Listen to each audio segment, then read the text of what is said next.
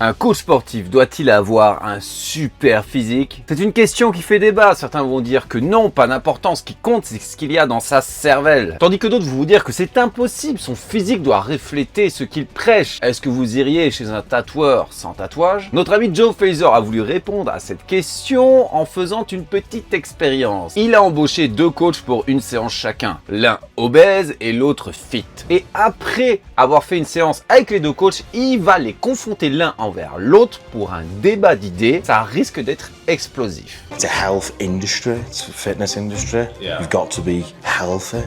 You don't have to be though.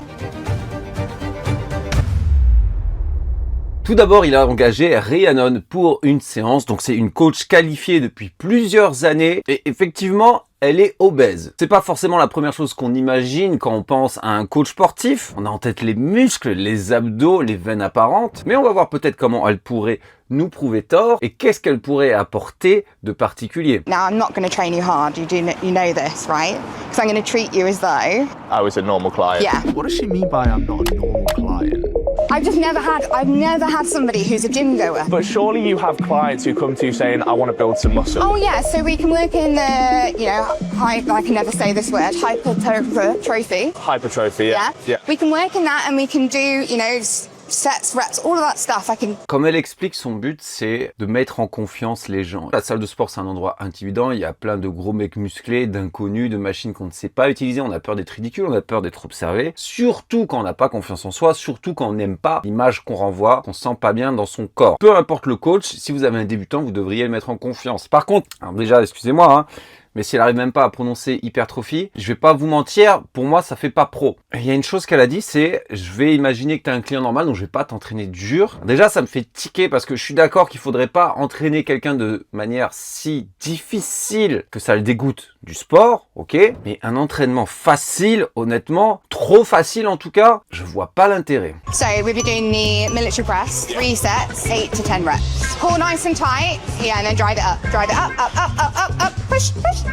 Lovely, control it down and pop it back. Drop your hands just after the little bend. Ce que j'aime bien, c'est qu'il lui fait faire des gros mouvements, donc c'est excellent pour la majorité, même pour un débutant, c'est très bien. Le développé militaire, c'est un exercice très dur pour les débutants. La plupart des gens, on est tout le temps assis derrière notre ordinateur, on a une très mauvaise mobilité thoracique au niveau des épaules également. La plupart des gens, ils font très mal leur développé militaire. Je vais vous mettre quelques vidéos de mes clients, même aux haltères et encore plus à la barre. On commence, on est en rotation interne, on a le poignet qui est absolument pas aligné avec le coude, donc c'est impossible déjà d'être stable, impossible de mettre lourd, impossible d'être fort. Alors évidemment, Joe, il sait gérer, mais c'est un des exercices les plus difficiles à faire apprendre à une personne et en général, il faut plusieurs semaines avant que la personne arrive à maîtriser. Donc déjà, c'est bien, parce que moi, je suis de cet avis-là. Faut pas avoir peur des exercices difficiles au début, au contraire, tout simplement parce que la musculation, c'est une question de long terme. Plus vite vous maîtrisez un minimum techniquement les gros exercices polyarticulaires, mais plus vite vous pouvez les employer. Si vous passez votre vie en ayant peur de savoir maîtriser un exercice, je peux vous dire, vous ne le maîtriserez jamais. Parce que c'est pas de faire de la leg press qui va vous rendre meilleur au squat si vous n'avez jamais appris la technique.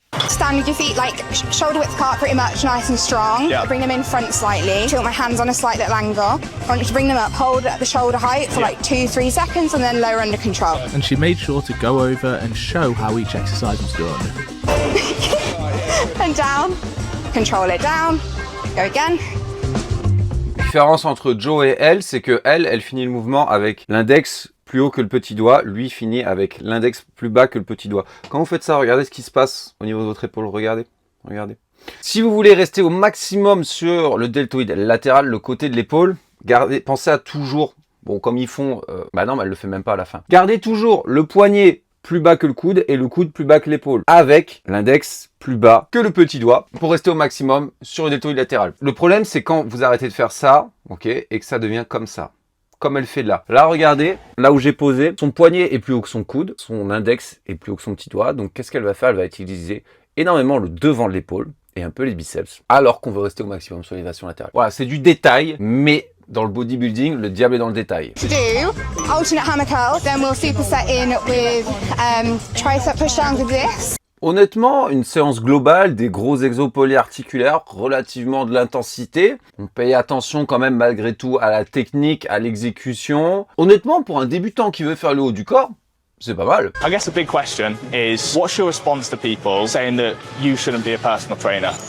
Honestly, my response is that the fact that they think that health and fitness is based entirely on weight, which is what they're judging me on. For me, health and fitness is not just about weight. It's everything from your mental health to your cardiovascular health. Anybody can be a personal trainer if they train and they qualify and they get insurance and they get a job and they can get clients. Fair enough. Très bien, on verra mon avis plus tard quand ils feront la confrontation entre les deux coachs. Dites-moi ce que vous pensez de sa réponse en commentaire. Quelques jours plus tard, Joe retrouve Bobby pour une séance push de la mort. Ce dernier lui a demandé quels étaient ses objectifs, la prise de muscle. Là, l'intensité était au rendez-vous. Bobby a bien pris soin que Joe atteigne l'échec sur toutes les séries, ou presque, et parfois même il l'aidait à aller au-delà de l'échec avec des répétitions assistées forcées. Seconds on the way down, and then up. Come on.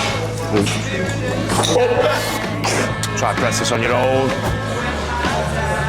Selon les mots de Joe, c'était une des séances les plus dures qu'il ait jamais faites. Quand on a des années de musculation comme Joe, si on embauche un coach, c'est vraiment pour qu'il nous pousse. Donc, je valide fort, même si dans sa séance push, il n'y avait pas vraiment d'épaule. Maintenant, c'est l'heure du face-à-face. Dans ce dernier, Joe va énoncer des phrases et les deux coachs poseront leur shaker en fonction de ce qu'ils pensent. Est-ce qu'ils sont fortement d'accord avec ce qu'a dit Joe? Est-ce qu'ils sont d'accord? Est-ce qu'ils sont en désaccord? Ou absolument pas du même avis? Body positivity is a dangerous movement.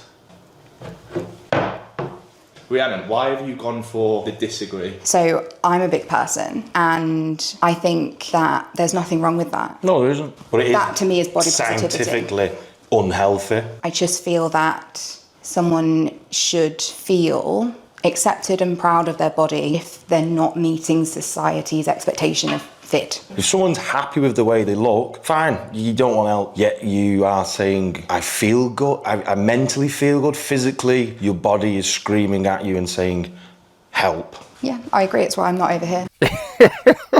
Logique contre sentiment. Effectivement, je pense pas que ce soit une mauvaise chose dans l'absolu de ressentir positivement son corps, d'aimer son corps, d'être fier de son corps, même s'il n'est pas parfait, même si vous n'êtes pas un mannequin. Si vous vous sentez bien dans votre peau, c'est super. Ceci dit, on ne peut pas vraiment aller contre la science et la physiologie humaine. Si votre estomac dépasse plus loin que vos seins, il y a une réalité physiologique médicale qui est en train de se passer que peut-être vous ne ressentez pas, mais qui est bien présente. Malheureusement, il n'y a pas d'obèses du troisième âge. Du moins, les gens qui étaient déjà obèses ne font pas de vieux os. Et moi-même, j'ai pu une trentaine de kilos en plus. C'est pas forcément super facile à vivre. Évidemment, j'arrivais pas à courir très longtemps. Je montais des escaliers, j'étais essoufflé. Tout un tas de choses de la vie quotidienne était difficile. Alors peut-être c'est qu'elle a plus de force mentale, peut-être que c'est autre chose, je sais pas comment elle fait pour se sentir bien son corps, mais moi quand j'étais comme ça, je n'étais pas bien au niveau physique,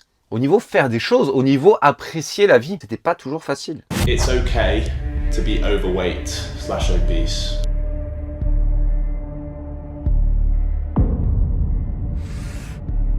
Okay.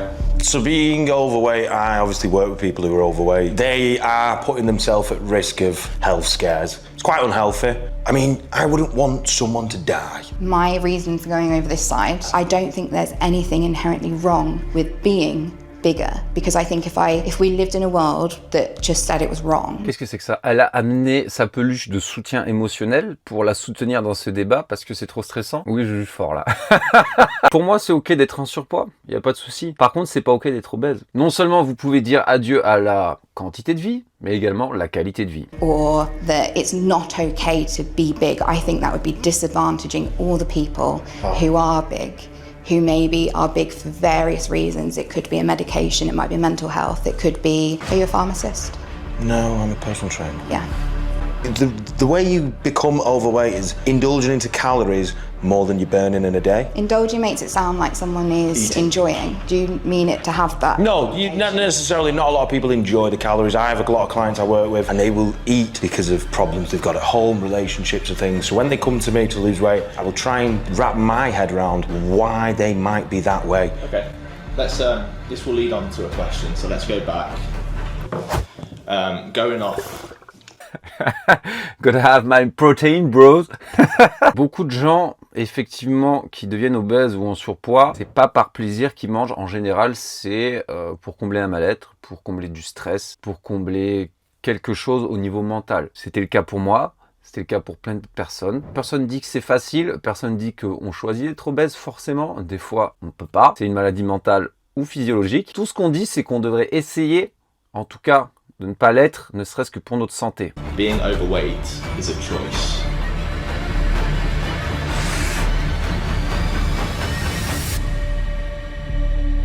You've remained in the neutral.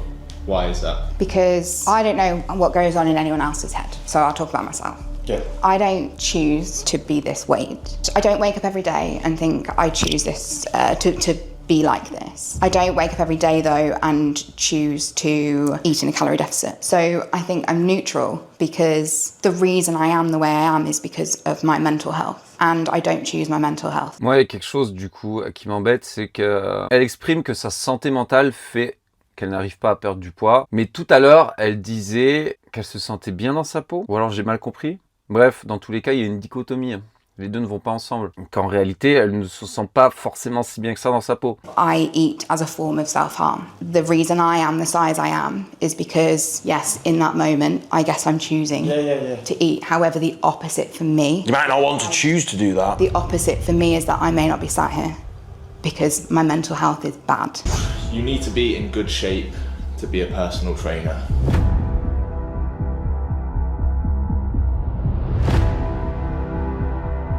So not necessarily, you don't need to be in like top tier shape to be a personal trainer. You can be out of shape. The only exception being is if I personally think you've been in shape before. I would always practice what you preach, and if you're gonna talk the talk, you better walk the walk, because it will be a lot more motivating for someone who can then see if you can do it, oh well I can do it. Morally for me, I would go to someone who's in shape, or at least has been in shape. People come to me because I can relate to their challenges. Alors, je suis entièrement d'accord avec Bobby. Ceci dit, je vais quand même valider ce qu'a dit Rhiannon, c'est-à-dire que les personnes, par exemple, qui sont en surpoids vont pouvoir se sentir comprises, entendues par quelqu'un qui est en surpoids dans le sens où ils comprennent leurs difficultés. Mais la différence, c'est que moi, par exemple, j'étais en surpoids, j'ai perdu mon poids. Elle est toujours en surpoids. Je sais très bien ce qu'ont pu ressentir ces personnes-là pour l'avoir vécu pendant plusieurs années. Mais j'ai réussi à passer outre et à changer. Elle, pour le moment, c'est pas le cas parce que sa santé mentale est toujours déplorable. Donc je sais pas si c'est forcément la meilleure personne à aller voir pour ça, même si dans son cas, évidemment, ce n'est pas une question de connaissance de la musculation et du déficit calorique, c'est une question de santé mentale et qu'il faudrait remettre les clés de cette dernière à un professionnel. Mais après, je suis d'accord avec Bobby, un coach n'a pas besoin d'avoir le physique le plus incroyable qui soit. Prends l'exemple de Boris Sheiko, donc qui était le coach de l'équipe de Russie de powerlifting pendant des années, qui a ramené, je crois, 12 médailles d'or. Lui-même, c'était pas un bon powerlifter. Il n'a jamais eu un super physique, il n'a jamais eu des super performances, mais très tôt, il s'est intéressé à la science de l'entraînement et c'était un génie là-dedans. Mais il y a un minimum. Je suis d'accord avec lui, il y a un minimum. The fact that you feel that me doing that job is morally not great has bothered me. Because Well, you can do it. That's what you can do it. You can do whatever you want. But it's morally incorrect. If you're out of shape, then So it's unhealthy. Again, it's unhealthy. That's just... So Rhiannon, would you say that your main goal for your clients is not necessarily to get them into shape? Yeah, no, not at all. My main goal is to get them started on their health and fitness journey. 100%. But you think it's about getting in shape. I don't. And mentally. I just said mentally. But my thing is like I'm a personal trainer to help an individual do things safely. The exact same as me. I think with Bobby, it's We're always, both agreeing. It's always coming back to being in shape though. In my job, I exist in the gym to bring people in, show them how to do things safely. Brilliant. I do that too. And you keep continuing to help people. It's all that matters at the end of the day. You're actually helping people, so... Oh, well done. I mean, yeah. C'est terrible. J'aurais des choses à redire personnellement. Mais encore une fois, il faut garder en tête que ces deux personnes-là ne représentent pas l'intégralité des coachs en surpoids ou fit. Donc c'est pas parce que ça a été fait avec ces personnes-là qu'on aurait forcément eu les mêmes résultats avec d'autres personnes. Mais je suis curieux d'entendre vos avis sur la question: est-ce qu'un coach sportif doit-il être en super forme ou pas? Que pensez-vous de ces deux coachs-là et de leur débat? Si vous avez aimé la vidéo, n'oubliez pas de la liker, ça vous fera dépenser une calorie, n'est-ce pas? Si vous avez besoin de coaching personnalisé, allperformance.fr, directement sur mon site ou sur mes réseaux, vous me contactez. Si vous avez besoin de compléments de qualité français, Broadway, code ALL10. Et en attendant, je vous dis À la prochaine.